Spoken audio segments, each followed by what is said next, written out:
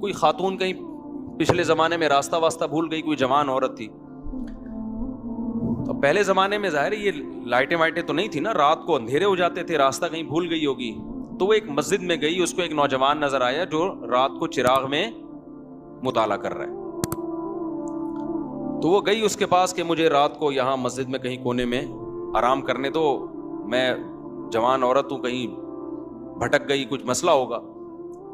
تو وہ نوجوان بیچارہ مجبور تھا, اس نے کہا ٹھیک ہے جی آپ کنارے پہ لیٹ جائیں.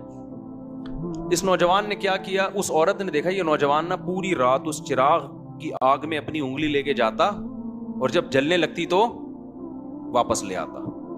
بار بار یہ عمل کر رہا ہے. وہ خاتون دیکھ رہی ہے کہ یہ کیا کر رہا ہے, پوری رات نا وہ سوئی نہیں, یہ منظر دیکھ کر کہ یہ کرتا کیا ہے, یہ بار بار کہاں لے کے جا رہا ہے اپنی انگلی کو آگ میں, اور جب جلنے لگتی ہے تو واپس. صبح جیسے ہی ہوئی ہے یہ نوجوان اس جوان خاتون تھی اس کے پاس گیا, بولا بھائی خدا کے لیے آپ فوراً مسجد سے باہر نکلو, جاؤ آپ یہاں سے.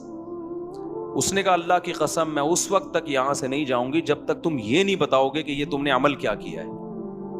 اس نے کہا بار بار میرے دل میں رات کو زنا کا خیال آ رہا کہ اجنبی عورت ہے, دیکھنے والا کوئی بھی نہیں, اور یہ کنوارا لڑکا. تو میں بار بار نا اس چراغ میں اپنی انگلی جلاتا کہ دیکھ اس کو برداشت کر سکتا ہے, اگر اس کو کر سکتا ہے نا تو آخرت کی آگ بھی برداشت ہو جائے گی تجھ سے, اور ایک انگلی میں یہ آگ برداشت نہیں کر سکتا تو جہنم کی آگ کیسے برداشت کرے گا. آج کتنا آسان ہو گیا نوجوانوں کے لیے زنا کرنا بھائی. لڑکیاں لا رہے ہیں, کرائے پہ لے کر آ رہے ہیں, طوائف خانوں میں جا رہے ہیں, دوستوں کو بتا رہے ہیں.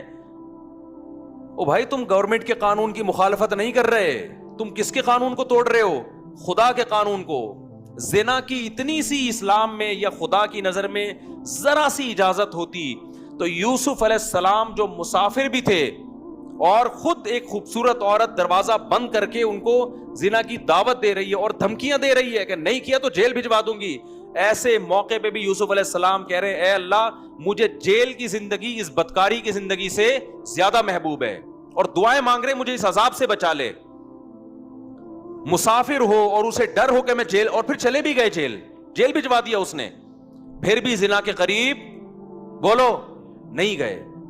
تو یہ بہت گندا, بہت غلیظ, بہت پلید عمل ہے. میں بار بار کہتا ہوں جب کوئی کہا کرے نا میری گرل فرینڈ ہے, بولا بھنگیوں والا کام مت کیا کر تو, اور ہمارے سامنے آ کے مت بتایا کر. گرل فرینڈ اور بوائے فرینڈ رکھنا یہ بھنگیوں چماروں کا کام ہے. خاندانی آدمی بیوی رکھتا ہے اور عورت شوہر رکھتی ہے, ان کے حلال اولاد پیدا ہوتی ہے. ولد الزنا اور حرامی بچے مسلمانوں کے پیدا نہیں ہوتے, کافروں کے پیدا ہوتے ہیں.